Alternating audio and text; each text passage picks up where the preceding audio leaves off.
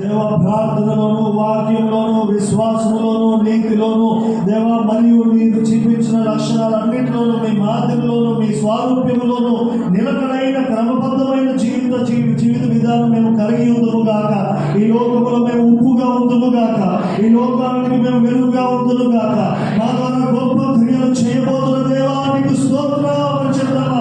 స్తోత్రం స్తోత్రం స్తోత్రం. మా సంఘమును బట్టి నీకు వందనాలు, మా తోటి విశ్వాసమును బట్టి నీకు వందనాలు, మా యొక్క దేవ సేవకుని బట్టి నీకు వందనాలు, మా సంఘములను ఘనమైన కార్యములు మీరు చేయబోతున్నందుకు నీకు వందనాలు.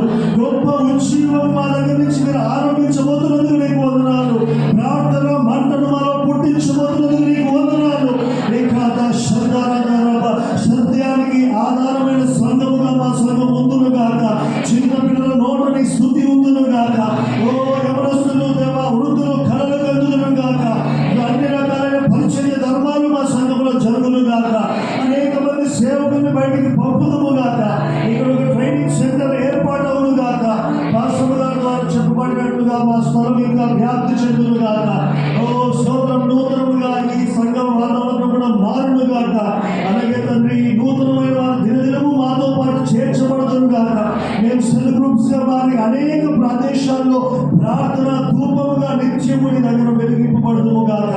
ఓ సజీవ యాగాలుగా నన్ను మమ్మల్ని అందరినీ సమర్పించుకుంటూ మా సంఘంలో ఉండే అవసరతలు, జాబ్లెస్నెస్ దేవా, అలాగే హోప్లెస్నెస్ అంతా ఏ క్షణంలో దూరమగును గాక.